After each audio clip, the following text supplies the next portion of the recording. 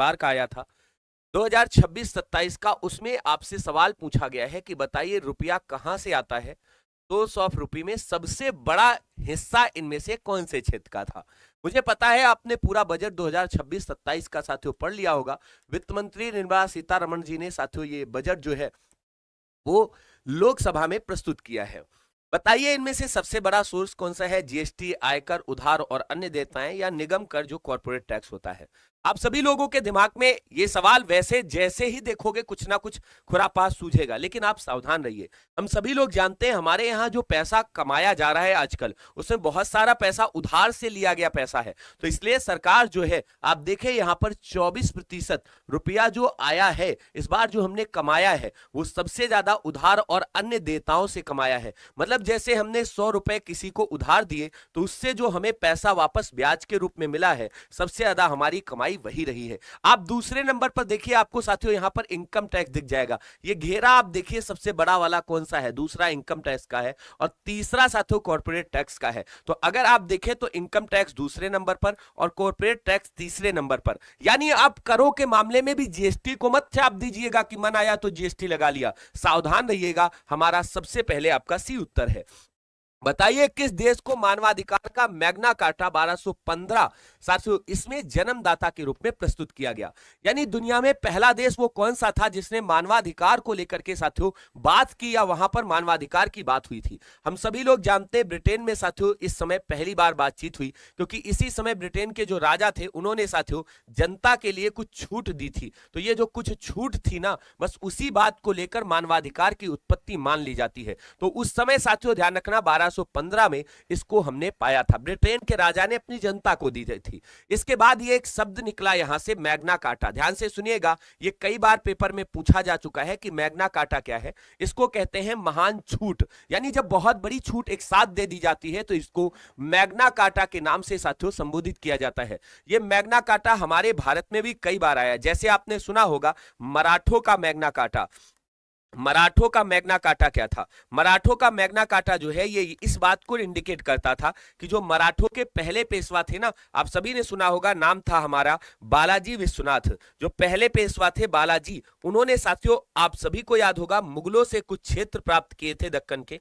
तो मुगलों से जो दक्कन के 6 क्षेत्र प्राप्त किए थे, 6 क्षेत्र, उन्हीं के लिए साथियों ध्यान रखना मैग्ना कार्टा प्रयोग किया गया है। तो ये आप नोट कर लीजिएगा, बहुत इंपॉर्टेंट सवाल था, पेपर में फंसेगा। और याद रखिएगा ये सवाल वो है जो आपके टॉपिक मानवाधिकार से इंडिकेट कर रहा है, जुड़ा हुआ है। राष्ट्रीय मानवाधिकार आयोग, नेशनल ह्यूमन राइट कमीशन जो है, ये इनमें से किस प्रकार की संस्था है? निजी संस्था है, संवैधानिक संस्था है, सांविधिक संस्था है या गैर सरकारी संगठन है? यानी एनजीओ आपका है, यानी नॉन गवर्नमेंटल ऑर्गेनाइजेशन। अब जरा देखिए, आप सभी लोग जानते हैं इसको साथियों कैसे बनाया गया था। आपने पढ़ा होगा 12 अक्टूबर को साथियों 1993 में इसको एक विधान बना करके, आप जानते हैं इसके लिए विधान बनाया गया। विधान मतलब कानून, और इसको इसी वजह से हम सांविधिक संस्थान कहते हैं, क्योंकि इसको संसद द्वारा विधान या विधिक कार्यवाही के बाद बनाया गया। कुल मिलाकर पेपर में सवाल पूछेगा बताइए ये कैसी संस्था है, तो सांविधिक संस्था है, क्योंकि इसके लिए हम सभी लोग जानते हैं कि कानूनी, यानी आप सभी लोग जानते अधिनियम बनाया गया है, कानूनी मान्यता तय की गई है इसके लिए, तो अधिनियम के माध्यम से हमने इसको जोड़ा है। तो आप लगा लीजिएगा, इसका जो हेडक्वार्टर है वो भी आपको याद होगा नई दिल्ली में है, और फटाक से आपने उत्तर भी लगा लिया, गुरुजी ये सांविधिक संस्था है। देखो आप सभी लोग डिटेल में जितना पढ़ना चाहते हो मुझे बताइए, मैं डिटेल में बता सकता हूं, लेकिन अपने पास क्या है, समय लिमिटेड है, सवालों को करना है और बढ़िया से सवाल समझने हैं। तो सवाल को अगर समझ लिया है तो आप बता दीजिएगा। संवैधानिक संस्था उसको कहते हैं जिसका भारतीय संविधान में उल्लेख किया गया हो। तो संविधान में वर्णन जिसका होता है वो साथियों इसके अंतर्गत संवैधानिक संस्था में आ जाते हैं। जैसे आपने चुनाव आयोग को पढ़ा होगा, आर्टिकल 324 में आता है, तो वो अलग हो गई। अगला सवाल देखिए, बताइए भारत में बेरोजगारी के मापन के लिए, ध्यान से सुनिएगा, बेरोजगारी के मापन के लिए निम्न में कौन सी विधि जिसको एनएसएसओ द्वारा प्रयोग में नहीं लाई जाती है? बताइए, सामान्य प्रमुख स्तर, चालू मासिक स्तर, चालू साप्ताहिक स्तर या चालू दैनिक स्तर? हमारे यहाँ आप सभी लोग जानते हैं वर्तमान में जो एनएसओ है, राष्ट्रीय सांख्यिकी जो ऑर्गेनाइजेशन है, जिसको पहले एनएसएसओ के नाम से जानते थे, नेशनल सैंपल सर्वे ऑर्गेनाइजेशन, जो 1950 में साथियों बना था, इसको आगे चल करके विलय करके हमने 2019 में एनएसओ बना दिया है। याद रखना, इसका विलय करके अब दोनों का क्या कर दिया, एनएसओ कर दिया। एनएसओ यानी ये जो एनएसओ है, ये आपको ध्यान रखना है। अब ये संस्था जो है, ये अभी हमारे भारत में जो बेरोजगारी इत्यादि है ना, उसके डाटा को जारी करती है। और ये सामान्य प्रमुख स्तर पर, बताइए किसको प्रयोग में नहीं लाया जाता, तो जो चालू मासिक होती है ना, उसको प्रयोग में नहीं लाते। जो महीने वाली होती है, इसको नहीं लाते, क्योंकि बेरोजगारी का स्तर जो है वो दिन प्रतिदिन या साथियों साप्ताहिक दर्ज किया जाता है। तो चालू दैनिक स्तर साप्ताहिक स्तर पर दर्ज किया जाता। अच्छा, अगर आपसे कोई पूछ दे, हमारे यहां साथियों अगर आपसे कोई पूछ दे भारत में बेरोजगारी के साथ साथ साथियों निर्धनता का स्तर पूछा जाता है, तो निर्धनता को निकालने के लिए हम सभी लोग जानते हैं हमारे भारत में एक वक्र निकाला जाता है, जिसको नक्स वक्र कहते हैं। नक्स को आपने पढ़ा होगा साथियों, इन्होंने अर्थव्यवस्था में एक वक्र दिया था जो अधिक निर्धनता से ही उत्पन्न होती है। कई बार यह सवाल भी पूछा गया है। बताइए, बॉम्बे स्टॉक एक्सचेंज, जिसको बीएससी कहते हैं, इसके सेंसेक्स शेयर बाजार में उतार चढ़ाव मापने का एक सूचकांक है। इस सूचकांक में कितनी कंपनियों को सम्मिलित किया गया है? जो बॉम्बे स्टॉक एक्सचेंज है ना मेरे दोस्त, याद करिए, शेयर बाजार को जब आप पढ़ते हैं तो बॉम्बे शेयर बाजार आता है, आपने सुना होगा। बॉम्बे स्टॉक एक्सचेंज का नाम सुना होगा, बॉम्बे स्टॉक एक्सचेंज का नाम सुना होगा। सर सुना था बॉम्बे स्टॉक एक्सचेंज का नाम। ये जो बॉम्बे स्टॉक एक्सचेंज है, ये 1875 से 1875 से काम कर रही है। और 1875 से काम करने वाली ये जो संस्था है, इसका हेडक्वार्टर कहां पर है, तो मुंबई में है। सर हमने ये पढ़ा है, इस संस्था में यानी बॉम्बे स्टॉक एक्सचेंज, जिसको बीएसई कहते हैं, ये जो संस्था है, इसमें 30 कंपनियां जो हैं वो भारत की जो सबसे ज्यादा प्रॉफिट देती हैं, उन 30 कंपनियों को इसमें साथियों शामिल किया गया, यानी लिस्टेड है। आप लगा लीजिएगा फटाक से उत्तर ए ऑप्शन। अगर यही कह दे, बताइए एनएसओ, याद करिए, आप सभी लोगों ने पढ़ा होगा, एक निफ्टी 50 आती है। याद करिए निफ्टी 50 के बारे में, सर हमने पढ़ रखा है निफ्टी 50 के बारे में। इसमें कुल 50 कंपनियां जो हैं वो साथियों लिस्टेड होती हैं। तो इसमें 50 कंपनियां लिस्टेड होती हैं। तो याद रखना, जो बीएसई है बॉम्बे स्टॉक एक्सचेंज, उसमें 30 और निफ्टी 50 में कितनी, तो 50 कंपनियां लिस्टेड होती हैं। अगला सवाल देखिए, बताइए इस जैन सभा में अंतिम रूप से श्वेतांबर आगम संपादन जो है वो साथियों हुआ था। जब आप पढ़ेंगे साथियों इतिहास में, आपने पढ़ा होगा जैन सभाओं के बारे में। हमारे भारत में 2 प्रमुख जैन सभाएं हुई हैं। कितनी, तो 2 प्रमुख जैन सभाएं जो हैं वो साथियों हुई हैं। कितनी हुई हैं, पहले बताइए कितनी जैन प्रमुख सभाएं हुई हैं? तो 2 प्रमुख जैन सभाएं हुई हैं। इनमें श्वेतांबर आगम ग्रंथ जो है, इनका बताइए संपादन कब हुआ?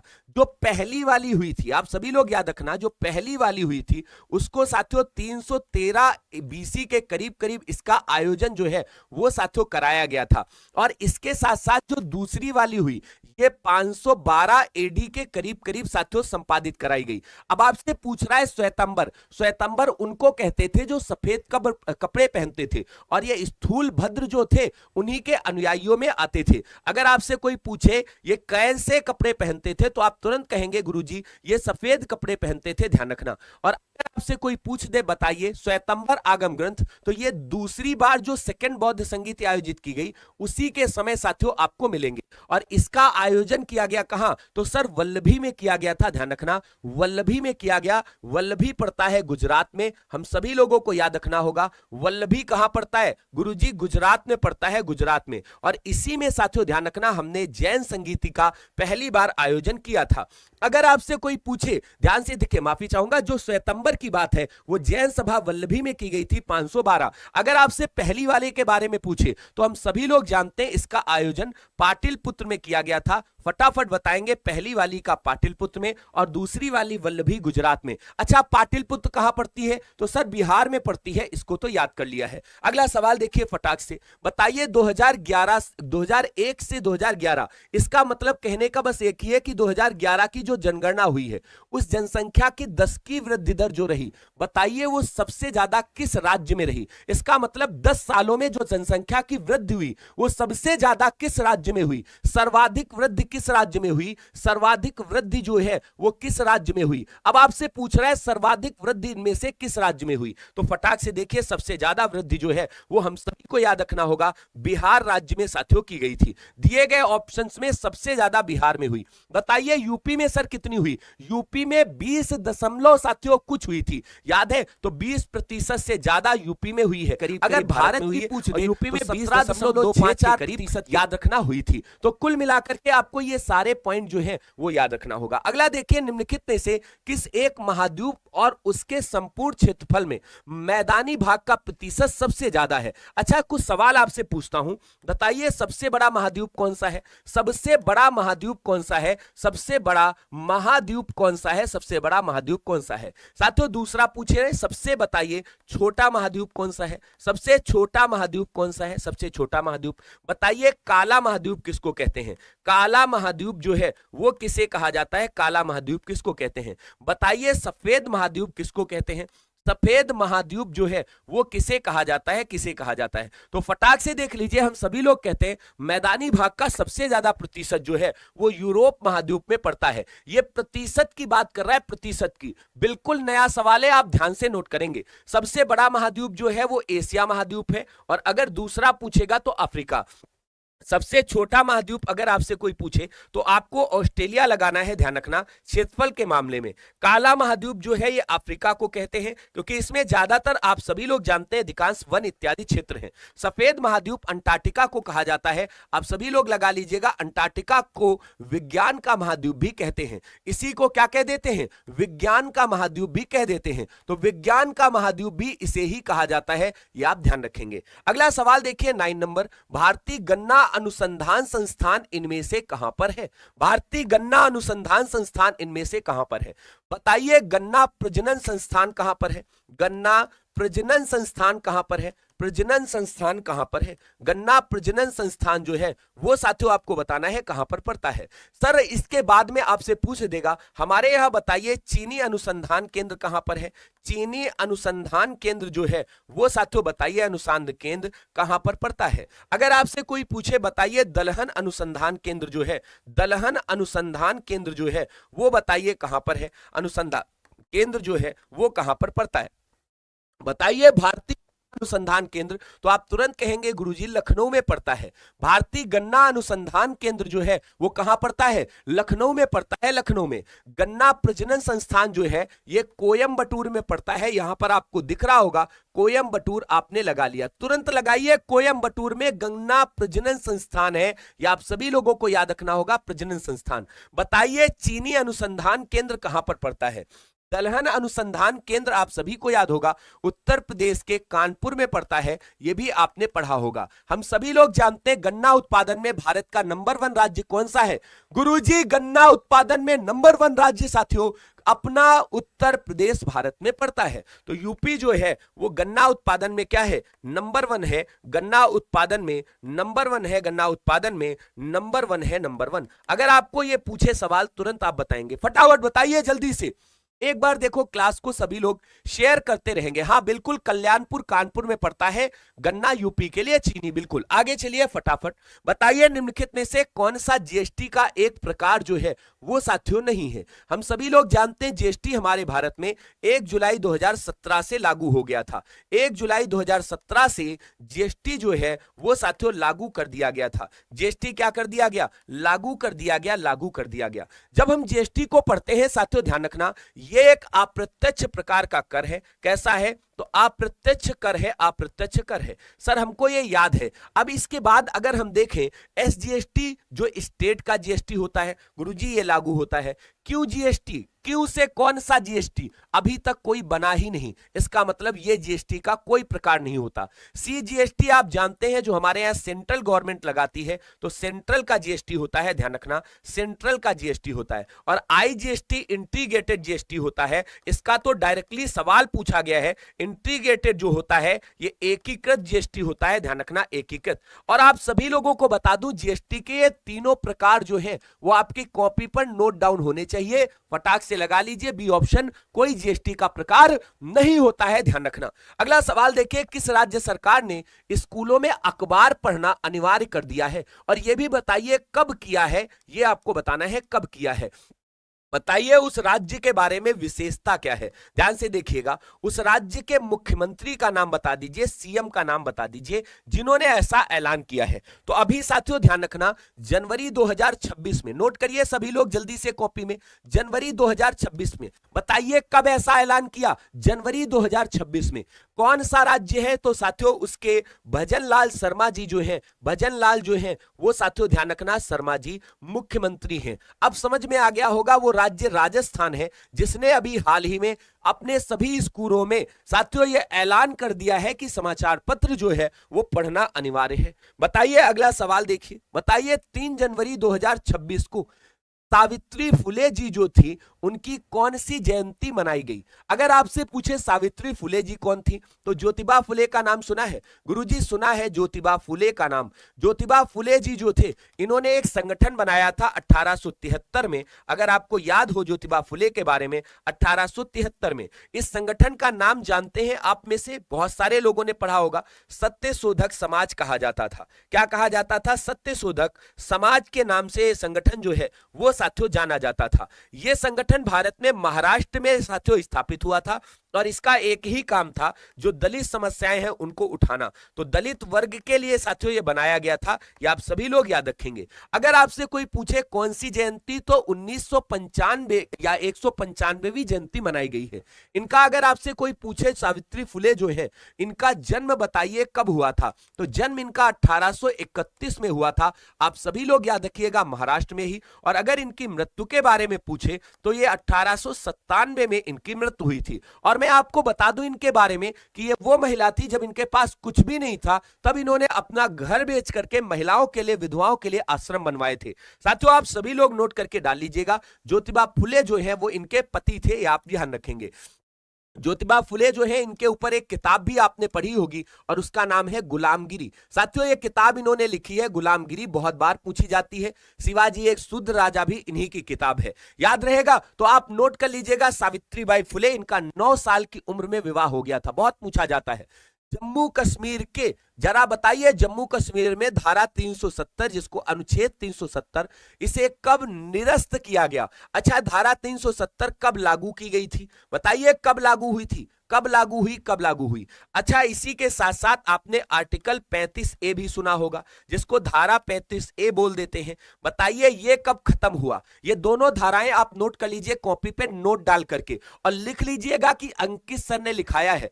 कसम है तुमको इस बार यूपी पुलिस कांस्टेबल की वर्दी की, एक एक बच्चे को जिसको जीके जीएस में लग रहा हो कि नहीं यार भूचाल नहीं आ रहा, नंबर नहीं बढ़ रहे, प्रैक्टिस क्लास करके देख लीजिए, अपने आप पता चल जाएगा। याद रखना, बार बार कहता हूं। और इस बार तुमको साथियों तो भले ना मिले, इस बार तुमको तो भले ना मिले, लेकिन तुमको इस बार ये डंडा जरूर मिलेगा। यूपी पुलिस कांस्टेबल का जो डंडा तुमने सोच रखा है ना, अरे लेके रहेंगे गुरुजी इस बार। और ये डंडा झुकाएंगे नहीं, इतना मोटा है कि इसको उठाएंगे, बेरोजगारी को खत्म करेंगे और साथ में उन सभी के सपने पूरे करेंगे जिनसे हमसे साथियों, जिन्होंने हमसे उम्मीद पाल रखी है। मां बाप हो, चाहे रिश्तेदार हो या भाई बहन कोई भी हो, किसी के भी अरमानों को कुचलने नहीं देंगे। इस बार मेहनत करके दिखाएंगे। तो लग जाइए और दिखा दीजिए ताकत अपनी। तुम वो सब कर सकते हो जो तुम सोचते हो, बस सोच लो, आगे और बढ़िया हो जाएगा।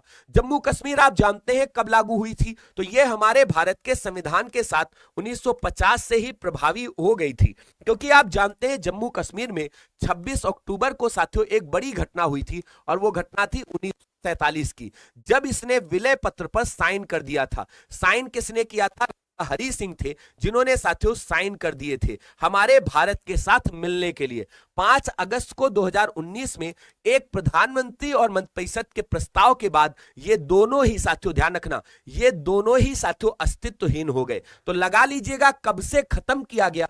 5 अगस्त 2019 से समाप्त किया गया। कब लागू हुए थे? 1950 से। 26 अक्टूबर 1947 राजा हरि सिंह ने जम्मू कश्मीर की रियासत को भारत में विलय कर दिया था। साइबर आतंकवाद, आप सभी लोग जरा देखिए इसके बारे में अक्सर किस प्रकार के मैलवेयर का प्रयोग किया जाता है।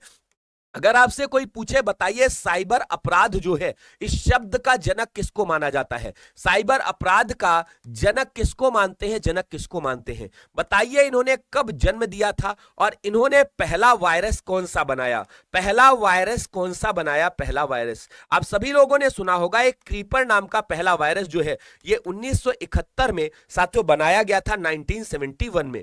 उनका नाम बता दीजिए जिन्होंने ये बनाया था, जनक जिनको हम कहते हैं। हम सभी लोग जानते हैं साइबर आतंकवाद के लिए अक्सर साथियों लॉजिक बम जो है जिन्हें रैंसमवेयर कहते हैं उनका प्रयोग किया जाता है और यह एक अपराध या कह सकते हो आतंकवाद को बढ़ावा देने के लिए प्रयोग किया जाने वाला साथियों प्रश्न है। अगर आपसे कोई पूछे साइबर अपराध का जनक किसको मानते हैं तो हम सभी लोग लिखेंगे बॉब थॉमस नाम के एक व्यक्ति हैं, उन्हीं को साथियों माना जाता है। लगा लीजिएगा बॉब थॉमस जो है वो इसके जनक हैं। अगला सवाल चले, ये चार बातें याद कर लीजिएगा, एक तो जनक कौन है, दूसरा साथियों कब जन्म दिया, तीसरा क्रीपर नाम का एक कंप्यूटर वायरस जो पहला वायरस था वो इन्होंने ही बनाया था, इसी को साइबर अपराध के लिए प्रयोग करते हैं। बताइए लिक्विड पेट्रोलियम गैस जिसको एलपीजी कहते हैं इसका मुख्य अवयव क्या है। अगर आपसे कोई पूछे जो ये एलपीजी है जिसको हम पढ़ रहे हैं इसका जनक कौन सा देश है या इसका जन्म बताइए कहां पर हुआ था, जन्म कहां पर हुआ या इसकी खोज जो है वो बता दीजिए कहां पर हुई थी, खोज कहां पर हुई, बताइए वो देश कौन सा है और ये भी बताइए कब एलपीजी जो है उसको प्रयोग किया गया, कब एलपीजी का प्रयोग हुआ। सबको पता है हमारे यहां ब्यूटेन और प्रोपेन जो है उनका मिश्रण होता है, ब्यूटेन और प्रोपेन का मिश्रण होता है। अब गुरुजी इसमें तो है नहीं, इसमें है नहीं, मीथेन का प्रयोग करेंगे नहीं, इथेन को लगा सकते हैं, ब्यूटेन प्रोपेन और इथेन। साथियों इसमें एक विशेष चीज और होती है, बताइए वो गैस जिसके कारण साथियों गंध उत्पन्न होती है। तो गंध उत्पन्न करने के लिए इसमें मरकैप्टन का प्रयोग कर देते हैं, यह बहुत इंपॉर्टेंट है, पेपर में आया हुआ सवाल है, नोट करके लिखिए। मरकैप्टन जो है ये गंध उत्पन्न करती है, गंध उत्पन्न करती है। अच्छा अगर पूछे एलपीजी जो है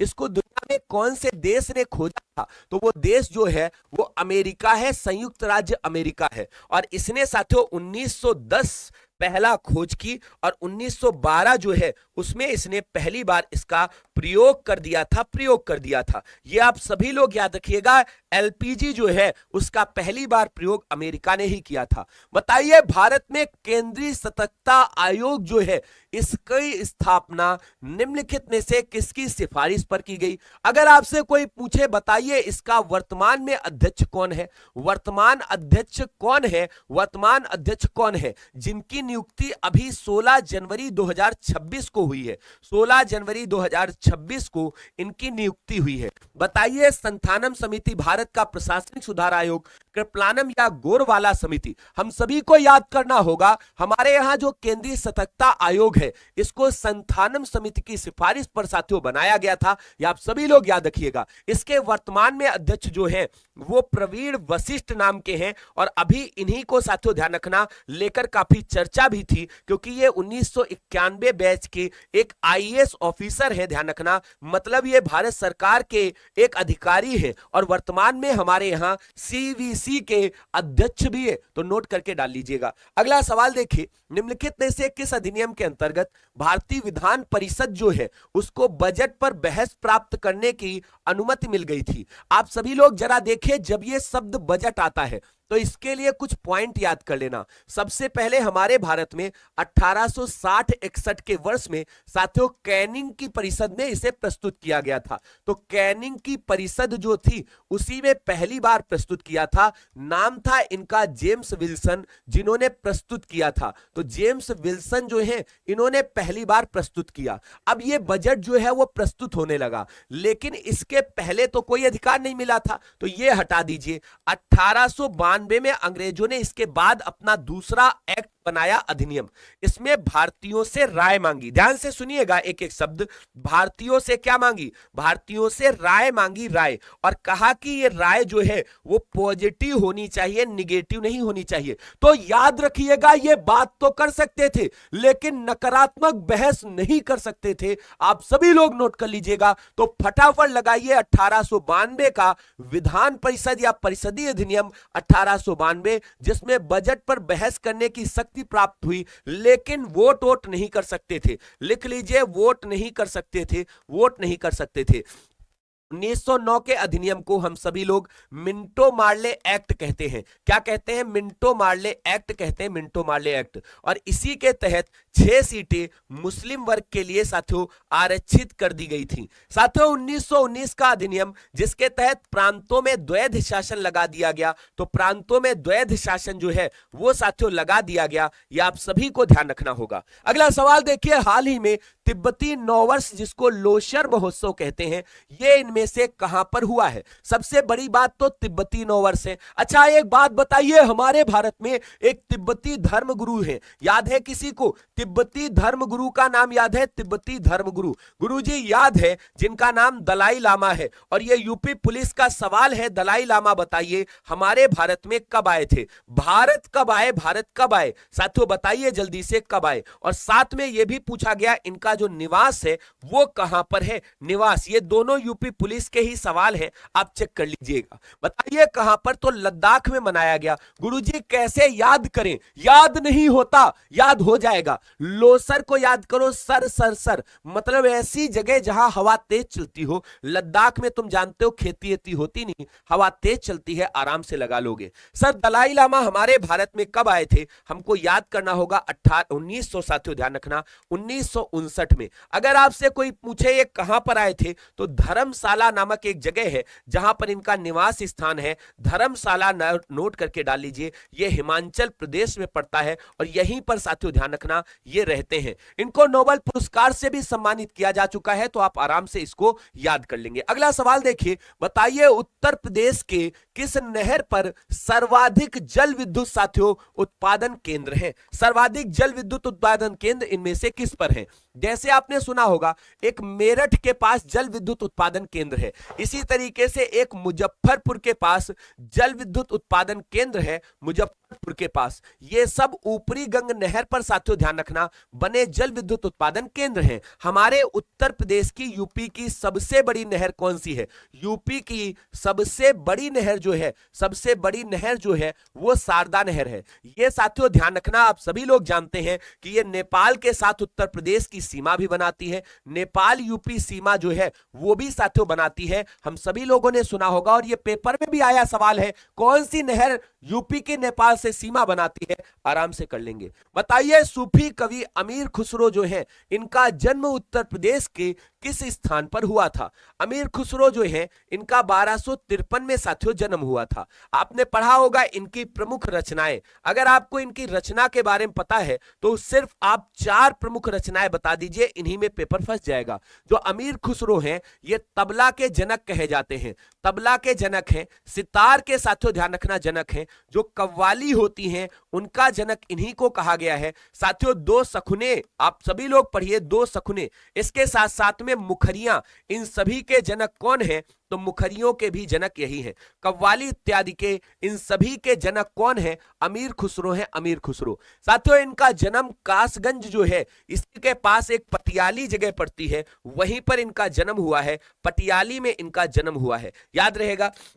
इनकी यदि रचनाएं पूछ दे तो आपने सुना होगा एक रचना इनकी नूर सिपीहर है। कौन सी है गुरुजी? नूर सिपीहर, चेहरे से नूर गिर रहा है, नूर, याद रखिएगा। इसके बाद इन्होंने आशिका नामक ग्रंथ की रचना की है। साथ में इन्होंने और किसकी? तो तुगलकनामा नामक ग्रंथ की रचना की है, तुगलकनामा, तुगलकनामा। और एक ग्रंथ जिससे ये लोकप्रिय हुए उसका नाम है तूतीनामा। आप सभी लोग याद रखना, इसकी भी रचना इन्होंने ही की है। तो ये सारी रचनाएं जो है ये अमीर खुसरो की हैं, आप याद रखना। निजामुद्दीन औलिया के ये शिष्य हैं, तो इनके गुरु का नाम अगर आपसे कोई पूछे तो औलिया के शिष्य हैं। आप सभी लोग याद रखना, औलिया के शिष्य, आप सभी को याद रहेगा। एक पॉइंट और याद रखना कि ये साथियों आगे चल करके 1325 में मृत्यु इनकी हो जाती है, बस खत्म हो गया। 1325 इनकी मृत्यु। बताइए निम्नलिखित में से किसने सर्वप्रथम बायोडायवर्सिटी शब्द का प्रयोग किया था? बायोडायवर्सिटी शब्द जो है उसका पहला प्रयोग किसने किया था? अच्छा, अगर तुमसे पूछ दे बताइए हमारे भारत के बताइए बायो आरक्षित, जिसको जब हम सभी लोग बायोडायवर्सिटी क्षेत्र कहते हैं, तो भारत के जैव विविधता क्षेत्र कितने हैं? भारत के जैव विविधता क्षेत्र जो है वो बताइए कितने हैं? कितने हैं? और आप सभी को बताना है वो कहां पर है, ये भी आप बताइए जल्दी से, कहां है साथियों? आप सभी लोग बताइए। सीजे बैरो, डी कास्ती, वाल्टर जी रोशन। जैसे ही तुमने रोशन कर दिया, तुमको सबको पता होना चाहिए रोशन। तो वाल्टर जी रोशन जो है वही साथियों, ध्यान रखना, इसके जनक कहे जाते हैं। आप सभी लोग याद रखना। तो भारत में 4 ऐसे बायोडायवर्सिटी केंद्र हैं साथियों। इनमें से पहला तो हिमालय का क्षेत्र, ध्यान से नोट कर लीजिए, हिमालय वाला। दूसरा साथियों पश्चिमी घाट, आप सभी को याद रहेगा पश्चिमी घाट, याद करिए पश्चिमी घाट। फिर हम बात करेंगे जो हमारा अंडमान वाला क्षेत्र है, निकोबार वाला। तो अंडमान निकोबार क्षेत्र आप सभी लोगों को याद होगा, हमारा अंडमान निकोबार का क्षेत्र जो है वो इसमें शामिल है। और चौथा क्षेत्र जो है वो भारत और म्यांमार की सीमा पर स्थित, यानी म्यांमार भारत जो बाउंड्री है उस पर साथियों चौथा जैव विविधता केंद्र यानी जो हमारा बायोडायवर्सिटी क्षेत्र है वो आपको मिलेगा। तो भारत में कुल कितने हैं जल्दी से बताइए फटाफट। तो भारत में सर 4 हैं, आपको याद रखना होगा, और इन चारों के नाम भी आपको ऐसे ही सीक्वेंस में याद करने होंगे। बोलो क्लियर है? अगला सवाल देखिए, बताइए निम्न में उत्तर प्रदेश के किस जनपद में आर्यभट्ट नक्षत्रशाला जो है वो आपको देखने को मिलेगी? आर्यभट्ट नक्षत्रशाला उत्तर प्रदेश के किस जनपद में है? बताइए इसकी स्थापना जो है वो साथियों कब की गई? स्थापना कब की गई? और आप सभी लोगों को बताना है इसका पुराना नाम क्या था? इसका पुराना नाम क्या था? एक भी पॉइंट बदलना नहीं, एक भी शब्द हिलना नहीं। मेहनत कर लीजिए, यूपी पुलिस कांस्टेबल में इस बार वर्दी जो है वो लेकर आनी है, हिम्मत से, ताकत से, मेहनत से, और कर दीजिए एक बार चढ़ाई सभी लोग, हो सके ना तो सभी के सभी साथी एक बार सेशन को शेयर जरूर करिएगा, क्योंकि ये क्लास बड़ी मेहनत से तैयार की जाती है और मेहनत करने वालों की कभी भी हार नहीं होती है, ऐसा मैंने सुन रखा है। तो गांडीव धनुष की टंकार वहां तक पहुंचाइए जहां तक नहीं पहुंच रही है। उन बच्चों को बुलाकर लाइए जो क्लास में रेगुलर नहीं रहते। मैं फिर कह रहा हूं, ईमानदारी के साथ मेहनत करिए, मजा तभी आएगी। साथियों नक्षत्रशाला प्रयागराज, लखनऊ, गोरखपुर, रामपुर। अब जैसे ही तुम रामपुर पढ़ोगे आपको उत्तर पता चल जाएगा कि सर रामपुर में ये स्थापित की गई, फटाक से उत्तर रामपुर लगाओगे। गुरुजी कब स्थापित की गई? तो 2012 में इसकी स्थापना की गई। गुरुजी इसके पहले इसका नाम क्या था? तो इसके पहले इसको अंबेडकर साथियों नक्षत्रशाला कहते थे। तो बाबा साहब अंबेडकर जी के नाम पर इसको अंबेडकर नक्षत्रशाला के नाम से जानते थे। याद रखना 2012 में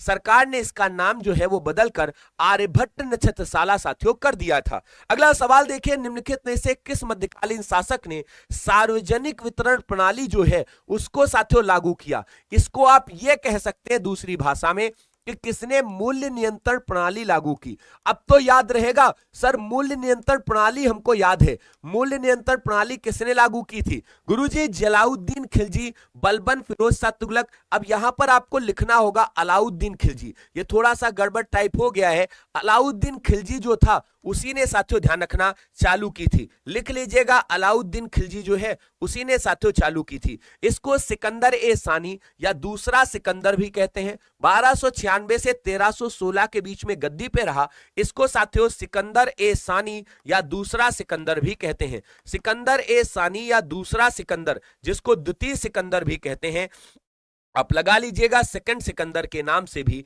हम इसको जानते हैं। फटाक से खत्म करिए, अगला सवाल देखिए। बताइए जल्दी से, एक एक पॉइंट को अच्छे से नोट करते चलिएगा। निम्न उत्पादों में किसके औद्योगिक उत्पादन में ओजोन क्षरण करने वाली गैस उत्सर्जित नहीं होती है? मतलब यह कहने का है कि बताइए ओजोन जो गैस है उसका सबसे ज्यादा उत्पादन किससे होता है, और इनमें से कौन सी ऐसी चीज है जिससे ओजोन का उत्पादन या ओजोन गैस को नुकसान नहीं पहुंच रहा है? जरा देखिए, आप सभी लोग जानते हैं परफ्यूम जो होती है जो लगाते हो, इससे ओजोन का साथियों एक तरीके से क्या होता है, निश्चित तौर पर उत्सर्जन, मतलब ये गैसें ऐसी होती हैं जिनसे ओजोन को नुकसान पहुंचती है, ओजोन परत को।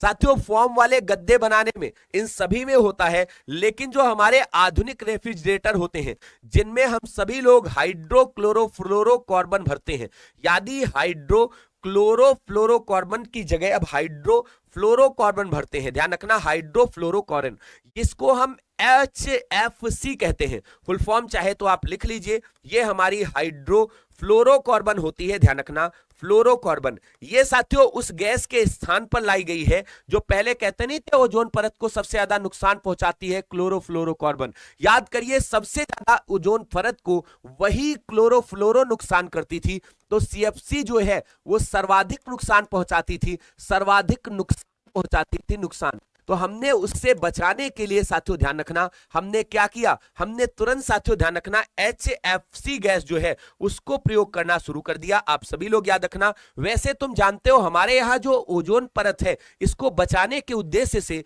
16 सितंबर को एक दिवस भी मनाते हैं जिसे ओजोन परत संरक्षण दिवस के नाम से भी जानते हैं।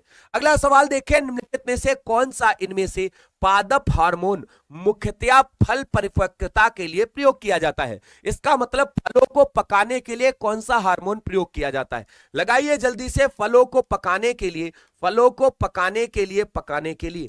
अच्छा, एक सवाल पूछा जाता है, बताइए हमारे यहाँ फल उत्पादन में विश्व में पहला स्थान किसका है? फल उत्पादन में विश्व में पहले स्थान पर कौन है? विश्व में नंबर 1 पर कौन है? भारत की रैंक क्या है? भारत की रैंक क्या है? रैंक। अगर आपसे कोई पूछे बताइए यूपी में कौन सा फल नंबर 1 है उत्पादन में, बताइए यूपी में कौन सा? तो यूपी में हम जानते हैं आम उत्पादन में हम नंबर 1 है। बताइए फल उत्पादन में विश्व में पहला स्थान, तो तुरंत कहेंगे सर चीन है। और अगर आपसे कोई पूछे भारत की रैंकिंग तो विश्व में दूसरे नंबर पर। अगर आपसे कोई पूछे साइटोकाइनिन, सल्फ्यूरिक अम्ल या एथिलीन, देखो इनमें से तो आप एथिलीन का प्रयोग कर सकते हैं कि एथिलीन जो है वो फल पकाने के काम आता है। पहले एसिटिलीन का भी प्रयोग कर लेते थे लेकिन उसको अब रोक दिया गया है, ये आप सभी लोग याद रखिएगा। तो हमारे यहाँ अब पादप हार्मोन जो है वो एथिलीन है जो फल पकाने में काम आता है। निम्न में से बताइए आंख के किस भाग में अंध बिंदु या साथियों पीत बिंदु पाए जाते हैं? कार्निया में, लेंस में, आइरिस में, दृष्टिपटल। अच्छा, जब ऑपरेशन किया जाता है आंखों में तो आंखों का डॉक्टर किस अंग को चेंज करता है या किस भाग को चेंज करता है? तो आंखों का जो डॉक्टर होता है, आंखों का जो डॉक्टर होता है डॉक्टर, वो किस भाग को बदलता है वो बता दीजिए। अच्छा, अगर आपसे कोई पूछे निकट दृष्टि जो है उसकी स्पष्ट जो हमारी देखने की क्षमता होती है उसकी दूरी बता दीजिए मीटर होनी चाहिए। यदि किसी चीज को आप देख रहे हैं स्पष्ट पटल पर कितनी दूरी होनी चाहिए? कार्निया आंखों का जो डॉक्टर होता है वो साथियों इसको क्या करता है, चेंज करता है ऑपरेशन के समय। तो आंखों का डॉक्टर जो होता है वो कार्निया को ही चेंज करता है। तो आप सभी लोग याद रखना उसके मामले में आप कार्निया को लगाएंगे। लेकिन अंध बिंदु या पीत बिंदु जो होते हैं वो दृष्टि पटल पर पाए जाते हैं जिसको रेटिना कह देते हैं। आपको अगर रेटिना लिखा मिल जाता तो आप तुरंत लगा लेते रेटिना। जो हमारा आइरिस होती है जिसको हम सभी लोग पढ़ते हैं, ये क्या करती है, आंखों पर पड़ने वाले प्रकाश को एक तरीके से नियंत्रित करती है। साथियों निकट दृष्टि की स्पष्ट दूरी जो है वो 25 सेंटीमीटर हमेशा रखी जाती है, ध्यान रखना। आंखों का डॉक्टर जो है वो कार्निया बदलता है। आंख का वजन 8 ग्राम होता है, यह आप ध्यान रखना। अगर आपसे कोई पूछे आंख का वजन कितना होता है, 8 ग्राम। एक सवाल पेपर में पूछा जाता है, बताइए मनुष्य का वो कौन सा भाग है जो जन्म के बाद कभी बढ़ता नहीं है? ध्यान रखना आंख जो होती है वो ध्यान रखना कभी बढ़ती नहीं है, कभी बढ़ती नहीं। तो नोट कर लेना, बढ़ती नहीं। नाक, कान, गला ये सब बढ़ जाते हैं, आंख नहीं बढ़ती। अगला सवाल देखिए, निम्नलिखित में से भारत के किस राज्य की सीमा म्यांमार से उभयनिष्ठ नहीं है? ये आप सभी लोग ध्यान से देखिए, ऐसे मैप बनाइएगा, यू मैप बनाइएगा। यहां पर भारत का म्यांमार आपको साथियों मिल जाएगा। म्यांमार जो है ये मिल जाएगा, ये बर्मा के नाम से जाना जाता था पहले, और इसी बर्मा को 1935 में भारत से अलग कर दिया गया था। 1935 में भारत से क्या हो गया था, भारत से अलग हो गया था, अलग। यहां ऊपर से चलिए, सबसे पहले अरुणाचल प्रदेश से सीमा लगती है, फिर नागालैंड से साथियों सीमा लगेगी, ध्यान रखना। नागालैंड, मिजोरम और मेघालय। ध्यान से देखिए, असम से इसकी सीमा कभी नहीं लगती, हटा दीजिए आप सभी लोग। नागालैंड, असम, नागालैंड साथियों, अरुणाचल प्रदेश, मिजोरम और मेघालय 4 राज्यों से लगती है, 4 राज्यों से। और अगर आपसे कोई पूछे कितने राज्यों से सीमा लगती है, तो म्यांमार की भारत से 4 राज्यों से सीमा लगती है। पहला सवाल तो ये याद रखना। दूसरा, कितने किलोमीटर की लगती है? तो 1643 किलोमीटर की भारत और म्यांमार की सीमा है। लिख लीजिए कहीं पर, कसम से कह रहा हूं, पेपर आ गया ना, भूसा बना दोगे पेपर को, भूसा। अगर आपको मैं बता दूं एक बार एक सवाल, पेपर में डायरेक्टली ना पूछ दे बताइए कितने किलोमीटर, भूसा बना दोगे, भूसा। सवाल जो है वो रोएगा, कहेगा बस करो गुरुजी अब नहीं हो सकता। और अगर तुम इसके बारे में ना जानते हो ना, तो मेरे दोस्त तुमको मैं एक चीज और दिखा सकता हूं। मेरे पास एक जादू है जो तुम देखोगे गायब हो जाएगा, ध्यान रखना, गायब हो जाएगा, गायब। और ये लो तुम्हारे पास मैंने पीडीएफ में भी भेज दिया, लगा लेना। यहां पर आपको 4 राज्य जो हैं वो दिख जाएंगे, फटाफट आपको दिखेगा। अरुणाचल प्रदेश इधर से, नागालैंड ऊपर से आपको दिख रहा होगा, नागालैंड है ना, इधर बीच में मणिपुर लगा लेना, माफी चाहूंगा, मणिपुर आपको याद रखना होगा। और नीचे की ओर जैसे ही बढ़ोगे तो तुमको मिजोरम मिल जाएगा। ये 4 राज्य आपको लगा लेंगे, सीमा से साथियों मिलते हैं। अगला बताइए, निम्न में से किसने बड़ी बुद्धिमानी के साथ में अलीपुर षड्यंत्र मामले में अरविंदो घोष का बचाव किया था? इनमें से बताइए किसने बड़ी सावधानी पूर्वक अलीपुर षड्यंत्र केस में, सभी लोग बताइए, अरे बताइए, अरे आवाज तो आ रही है, बहुत शानदार सी आ रही है, आपकी वॉइस चिपक रही है, कैसे चिपक रही है?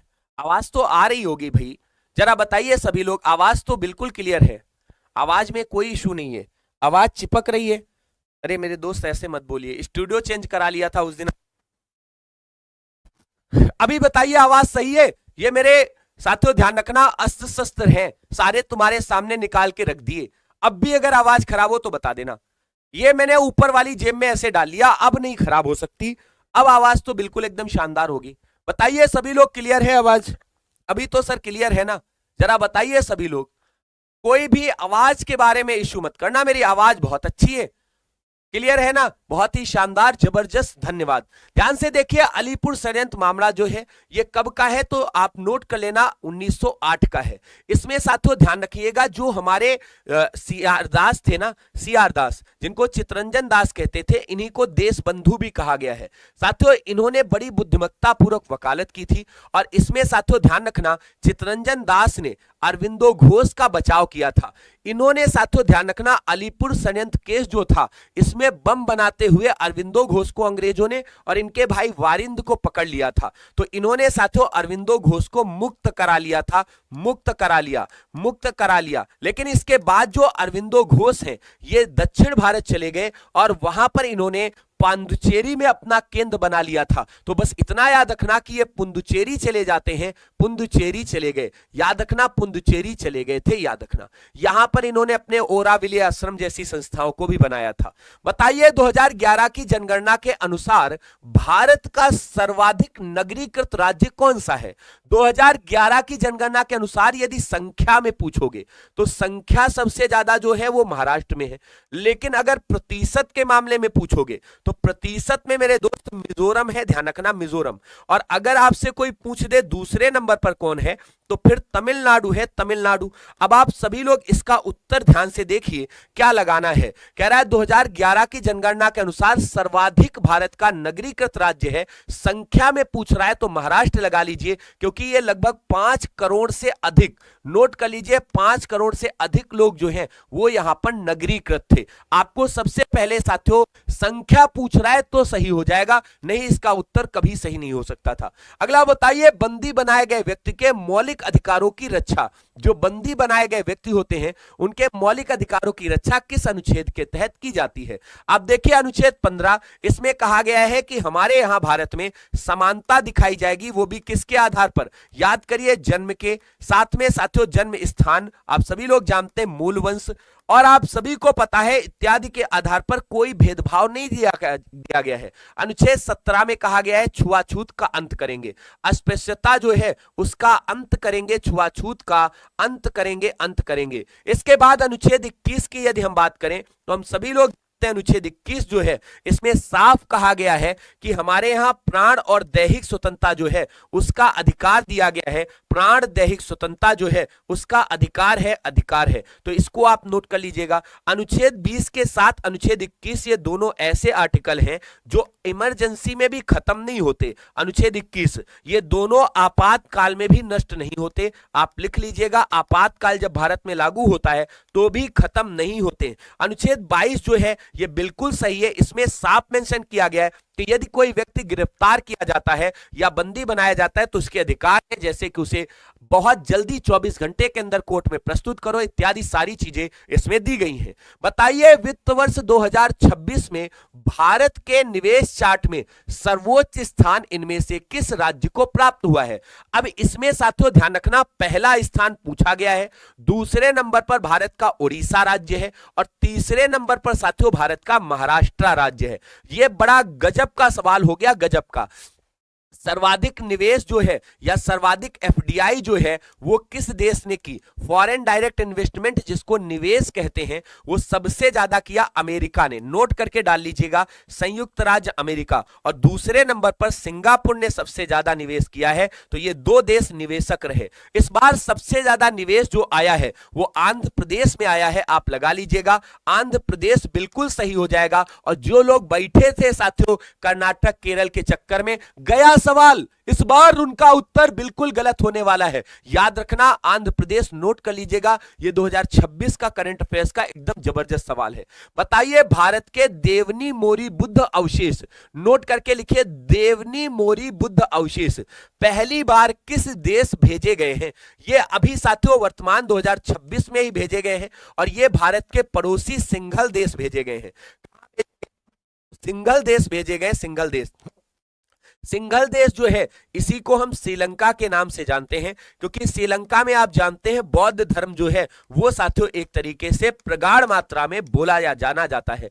यहाँ की अगर आप भाषा को देखें तो भाषा इनकी साथियों सिंघली ही है। ये पेपर में पूछा भी गया है, सिंघली भाषा का प्रयोग करते हैं। तो श्रीलंका साथियों ध्यान रखना भेजे गए। आपने पढ़ा होगा अशोक का एक नाम देव नाम भी था, याद आया? अशोक को जब पढ़ेंगे तो देव नाम प्रियदर्शी के नाम से अशोक जाना गया है। कौन जाना गया है सर? अशोक जाना गया है, अशोक। और आप सभी लोग जानते हैं इसने कहां पर सर? श्रीलंका में अपने बेटे और बेटी को भेजा था। श्रीलंका में किसको भेजा था? अपने पुत्र महेंद्र को भेजा था और पुत्री संघमित्रा को भेजा था। याद करिए, महेंद्र और संघमित्रा को अशोक ने साथियों कहां भेजा? तो श्रीलंका की यात्रा में भेजा था। यह भी याद कराया था। बताइए कौन सी राज्य सरकार जो है वो दरांग राजा विरासत को संरक्षित करेगी? ये जो दरांग राजा विरासत है ना, नोट करके डाल लीजिएगा, ये हमारे भारत के असम राज्य में पड़ता है। कहां पड़ता है? असम राज्य। ये आप सभी लोग याद रखिएगा, इसका पुराना नाम जो है वो कामरूप के नाम से है। आप सभी लोगों ने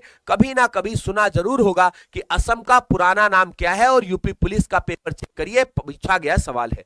साथियों असम जो है यहीं पर भारत में पहली बार पेट्रोलियम का उदाहरण भी मिला था। आपने सुना होगा वो जगह जिसका नाम साथियों हम सभी लोग माकूम कहते हैं। माकूम से ही पहली बार पेट्रोल मिला था ना, 1867 में आपने पढ़ा होगा। इसके बाद फिर डिगबोई तेल कुआं खोजा गया था, जो साथियों 1890 में खोजा गया था। याद है, ये चाय के लिए भी जाना जाने वाला क्षेत्र है। तो चाय का उत्पादन सबसे ज्यादा असम में ही किया जाता है। असम राज्य के मुख्यमंत्री हेमंत बिस्वा जो है उन्होंने ऐसा डिसीजन लिया है कि वो साथियों ध्यान रखना, ये उत्सव के रूप में सेलिब्रेट करेंगे, दरांग राजा की विरासत को संभालेंगे और इसी के आधार पर वो काम करेंगे। जरा देखिए सभी लोग, क्या है भाई।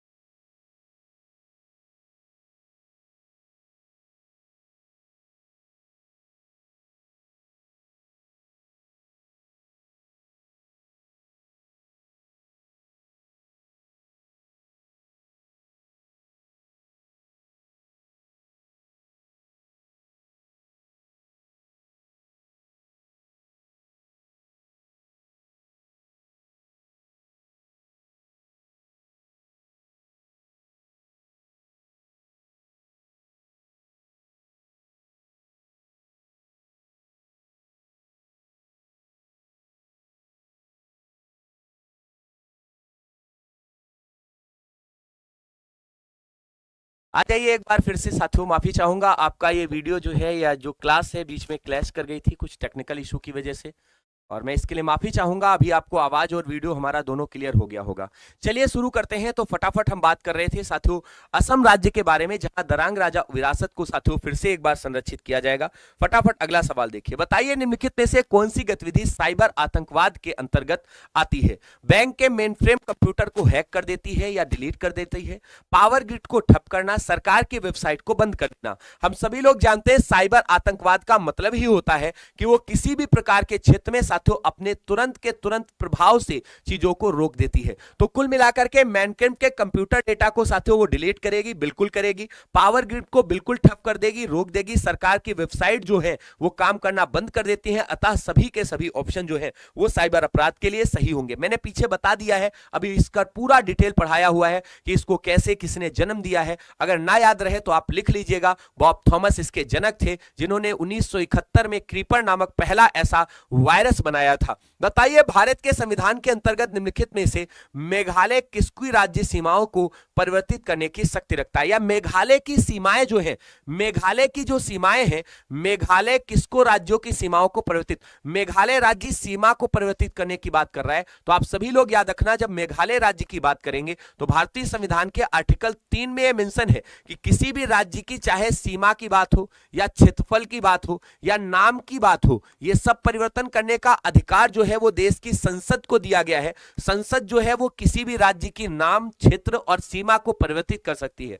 लेकिन आर्टिकल जब 2 को पढ़ते हैं तो आप सभी लोग याद रखना, इसमें नए राज्यों के प्रवेश, नए राज्यों के, ध्यान रखना, नए राज्यों के प्रवेश को दिखाया गया है, प्रवेश को दिखाया गया है। तो आप सभी लोग इसको लगा लीजिएगा। बहुत शानदार सा साथियों ये सवाल है। अगला देखिए, बताइए 36 नंबर, निम्नलिखित में से किसने रामायण का फारसी भाषा में अनुवाद जो है वो साथियों किया है? रामायण की बात करें या महाभारत की बात करें, महाभारत का तो नाम ही बदल दिया गया था, इसको युद्धों का ग्रंथ रज्मनामा कह दिया गया था। अकबर के शासनकाल में साथियों ध्यान से देखिएगा, बदायूनी जो था उसी ने इनका अनुवाद किया था। पेपर में सवाल पूछा जाता है, बताइए किसके समय? तो अकबर के समय। प्लीज सभी लोग एक बार शेयर जरूर करें, क्योंकि क्लास बीच में आपकी खराब हो गई थी। मुझे भी बहुत दुख है इस बात का, लेकिन मैं कर भी क्या सकता हूं, कोई भी क्या ही कर सकता है। सवाल अगर आपको अभी भी साथियों मिल रहे हैं तो इसका एक ही मतलब है, क्योंकि मैं डेडिकेटेड हूं। मैं चाहता तो क्लास बंद भी करा देता, लेकिन इसका कोई फर्क नहीं है। आप भी जानते हो मेहनती और मेहनत करने वालों का सदैव साथ दिया जाता है। तो एक बार सभी लोग शेयर कर दीजिए। अंतिम समय में अभी रैपिड फायर भी हम खेलेंगे, लेकिन पहले प्रश्नों को कर लेते हैं। नीति आयोग का इनमें से मुख्य कार्य क्या होता है? आपने पढ़ा होगा 1 जनवरी से, साथियों ध्यान रखना 2015 से नीति आयोग काम कर रहा है। अभी इसके अगर आपसे कोई पूछ दे, बताइए वर्तमान में उपाध्यक्ष कौन है, वर्तमान उपाध्यक्ष कौन है, उपाध्यक्ष कौन है, और इसका साथियों सीईओ कौन है? जरा बताइएगा वर्तमान में सीईओ कौन है। साथियों आपने पढ़ा होगा ये क्या करता है? नीतियां तैयार करता है। तो राष्ट्रीय विकास की रणनीति तैयार करना इसका एक ही उद्देश्य है, और वो है ये थिंक टैंक होना। ध्यान रखना, इसको लोग थिंक टैंक के नाम से पढ़ते हैं, यानी ये विचार वाली संस्था है, इसको बस इतना याद रखिएगा। साथियों हमारे यहाँ वर्तमान में इसके अध्यक्ष जो है वो सुमन कुमार बेरी हैं, आप नोट करेंगे। तो सुमन कुमार बेरी जो है ये वर्तमान में साथियों इसके अध्यक्ष हैं। और अगर आपसे कोई पूछे सीईओ कौन है, तो बीवीआर सुब्रमण्यम जो है वो आप सभी लोगों को याद रखना होगा। सुब्रमण्यम जो है वो आपको साथियों ध्यान रखना, इसके वर्तमान में अभी कौन है? तो सीईओ है। निम्नलिखित में से कौन सा मेलानोनिया त्वचा कैंसर जो है उसका कारण होता है? हम सभी लोग जानते हैं सूर्य की अल्ट्रावायलेट किरणें जो होती हैं वो लगातार यदि पृथ्वी पर आती हैं, और ओजोन का एक तरीके से जो प्रभाव है, यानी ओजोन जो हमारी परत है, ये अगर उन्हें ना रोके तो अल्ट्रावायलेट किरणें लगातार पृथ्वी पर आती रहेंगी, और इसी से त्वचा कैंसर जैसी गंभीर बीमारियां जो हैं वो वास्तव में फैल सकती हैं। तो लगा लीजिएगा, त्वचा कैंसर जैसी गंभीर बीमारियों का एक कारण ओजोन अवक्षय है, यानी ओजोन का क्षरण है। बताइए कौन सी राज्य शास्त्रीय नृत्य मोहिनी अट्टम के लिए साथियों जाना जाता है? आप सभी लोग जानते हैं केरल राज्य में मोहिनी अट्टम किया जाता है। इसे भगवान कृष्ण यानी विष्णु के जो मानने वाले लोग होते हैं वो साथियों करते हैं, आपने पढ़ा होगा। आंध्र प्रदेश में आप देखोगे तो यहां पर कुचिपुड़ी किया जाता है, कुचिपुड़ी शास्त्रीय नृत्य है, सब जानते हैं। तमिलनाडु में भरतनाट्यम किया जाता है, आपने पढ़ा होगा। भरतनाट्यम जो है वो तमिलनाडु में किया जाता है, और कर्नाटक जो है यहाँ का यक्षगान जो है वो बड़ा फेमस है। तो आप नोट कर लीजिएगा। अगला सवाल देखिए, बताइए स्टार्टअप इंडिया जो है इसकी शुरुआत प्रधानमंत्री द्वारा 2016 में की गई थी। एक ही उद्देश्य था कि लोग जो है वो भारत में नए नए उद्योग स्टार्टअप जो है वो सेट करेंगे। तो बताइए इनमें से कौन सा साथियों एक तरीके से भारत में स्टार्टअप के लिए प्रमुख कारण हो सकता है। तो साथियों ध्यान रखना, या लघु और मध्यम उद्योगों की स्थापना करना नहीं साथियों, या प्रोत्साहन प्रदान करना, या साथियों अनुसंधान और विकास गतिविधियों के लिए सब्सिडी प्रदान करना। पैसा नहीं दिया जाता है, नवाचार और उद्यमिता को प्रोत्साहित करने के लिए साथियों इसे शुरू किया गया था। तो आपका डी ऑप्शन बिल्कुल सही हो जाएगा। बताइए बास्केटबॉल जिसमें एक टीम में 5 खिलाड़ी जो है वो साथियों होते हैं, तो सीधा एक सवाल पूछा जाता है कि बास्केटबॉल की टीम में कितने खिलाड़ी एक टीम में हो सकते हैं, तो 5 खिलाड़ी हो सकते हैं। इसके आविष्कार का श्रेय जो है वो किसको दिया जाता है? 1891 के करीब करीब, आप नोट कर लीजिएगा कब इसका विकास हुआ, तो 1891 में इसका विकास हुआ था। ऐसा नहीं हमारे भारत में भगवान कृष्ण जी जो है वो साथियों इसको पहले से खेलते थे। 1891 में साथियों जेम्स नाई स्मिथ जो है, आप नोट कर लीजिएगा यहां पर नाम के अंत में स्मिथ है, इन्हीं को साथियों हम मानते हैं।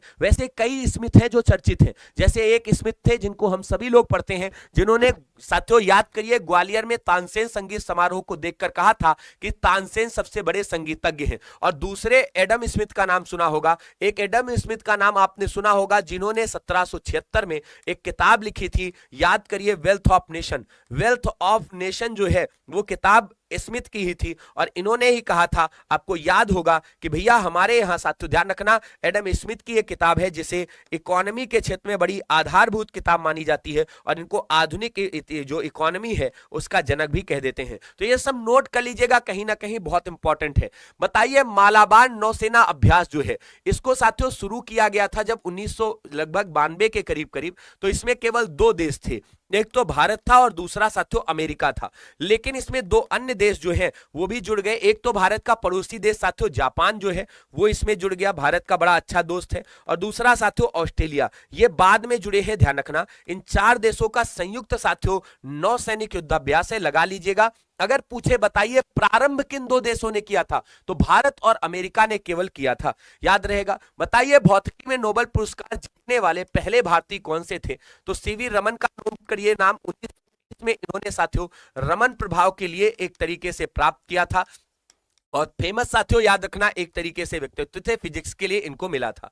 इसी तरीके से अगर आपसे पूछ दे बताइए इकोनॉमी का साथियों पहला नोबेल भारत में किसे मिला, पहला साथियों याद करिएगा तो अमर्त्य सेन को मिला था, याद है ना। अमर्त्य सेन जो है इन्होंने, आपको नोट कर लेना होगा, 1998 में नोबेल पुरस्कार मानव कल्याणकारी अर्थशास्त्र के लिए प्राप्त किया था। साथियों इसके बाद आप जानते हैं हमारे यहाँ साहित्य के नोबेल की अगर बात करें तो साहित्य का नोबेल भारत में ही नहीं पूरे एशिया में पहली बार जिस व्यक्ति ने प्राप्त किया वो हमारे भारत के ही थे। 1913 में नाम था रविन्द्रनाथ टैगोर, गीतांजलि नामक किताब के लिए रविंद्रनाथ को दिया गया था। अच्छा अभी 2019 में भी आपने सुना होगा एक अभिजीत बनर्जी जी को भी नोबेल पुरस्कार मिला है। इनको किस क्षेत्र में मिला है, तो अभिजीत बनर्जी जी को जो मिला है ना वो आप सभी लोग याद रखना हमारे भारत में मिला है साथियों इकोनॉमी के क्षेत्र के लिए, आप जानते हैं। 2014 में कैलाश सत्यार्थी जी को मिला था, ये भी आप नोट कर लेना। कैलाश सत्यार्थी को शांति का नोबेल पुरस्कार पाकिस्तान की मलाला यूसुफजई के साथ ज्वाइंट रूप में दिया गया था। अगला सवाल देखिए फटाफट से, अब आपके पास समय जो है वो बहुत लिमिटेड है, लेकिन हमारे पास अभी 3 सवाल हैं जिनको करने के बाद हम रैपिड डिवीजन पर आ जाएंगे। बताइए यूरोपियन यूनियन जो है इसका हेडक्वार्टर इनमें से कहां पर है, मुख्यालय। यूरोपियन यूनियन एक ऐसी संस्था है जिसको साथियों आप सभी लोग जानते हैं ब्रुसेल्स में इसका हेडक्वार्टर बनाया गया है। इसमें 27 देश हैं, आप सभी लोगों ने पढ़ा होगा। ये एक ऐसी संस्था है जिसमें साथियों ध्यान रखना इसकी स्वयं की यूरोपियन यूनियन की मुद्रा है, और 21 देश जो है वो इस मुद्रा को स्वीकार करते हैं, जबकि इसमें शामिल 27 देश हो चुके हैं। वैसे साथियों इसमें पहले 20 देश थे, लेकिन अब धीरे धीरे संख्या बढ़ती जा रही है। बताइए सिंधु घाटी सभ्यता के इनमें से किस स्थान से ज्वार भाटा के साक्ष्य मिलते हैं।